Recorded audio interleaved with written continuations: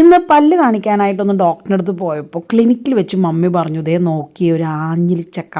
നമ്മളാരും കാണാത്തതല്ല ഈ ആഞ്ഞിലിച്ചക്ക, ഒരുപാട് തവണ കണ്ടിട്ടുണ്ടെങ്കിലും ഇന്ന് ഈ ആഞ്ഞിലിച്ചക്ക കണ്ടപ്പോൾ എനിക്കൊരു തോന്നലുണ്ടായി. എന്താണ് ആ തോന്നലെന്നല്ലേ, ഈ ആഞ്ഞിലിച്ചക്ക മാത്രം എന്താ ഇത്ര ചെറിയ സൈസിൽ? സാധാരണ ചക്ക വലുതാണല്ലോ, ചക്ക പോലെ തടിച്ചി, ചക്ക പോലെ ഉരുണ്ടത് എന്നൊക്കെയെല്ലാം കേട്ടിട്ടുണ്ട്. അപ്പോ വലിയ ഉരുണ്ട ചക്ക കുടുംബത്തിൽ എന്തുകൊണ്ട് ഇതുപോലെ ഒരു കുഞ്ഞൻ? ഈ കുഞ്ഞനെ കാണിക്കുമ്പോൾ ഒരു വലിയ ചക്കയുടെ വിഷ്വലും കൂടി കാണിക്കണമല്ലോ. അതുകൊണ്ട് ഞാൻ മുമ്പിലുള്ള ജയന്തേന്ദ്ര വീട്ടിൽ പോയതാണ്. അപ്പൊ ഈ വിഷ്വലൊക്കെ ഇങ്ങനെ എടുത്തിട്ടിരിക്കുമ്പോൾ നമ്മുടെ രവിയങ്കൾ വന്നു. ഞാൻ രവിയങ്ങളോട് ചോദിച്ചു, അങ്കിൾക്ക് അറിയാമോ ഈ ആഞ്ഞിലിച്ചക്ക മാത്രം എന്താണ് ഈ കുഞ്ഞനായതിന്റെ കാരണമെന്ന് ചോദിച്ചു. അപ്പൊ പുള്ളി പറയുക, എന്താണ് ഈ ആഞ്ഞിലിച്ചക്ക ചെറുതായിട്ടിരിക്കാനുള്ള കാരണം?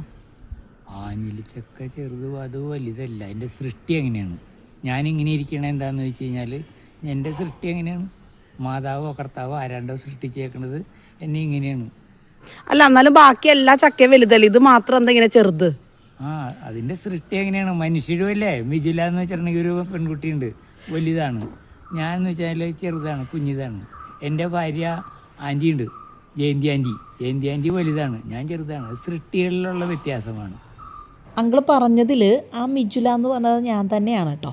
ഇങ്ങനെ കണ്ണിമാങ്ങയും ആഞ്ഞിലി ചക്കയും എല്ലാം കാണുമ്പോൾ നിങ്ങൾ ഇങ്ങനെ ചിന്തിച്ചിട്ടുണ്ടോ, എന്താണ് ഇവന്മാർ ഈ കുടുംബത്തിൽ കുഞ്ഞന്മാരായി വന്നതെന്ന്?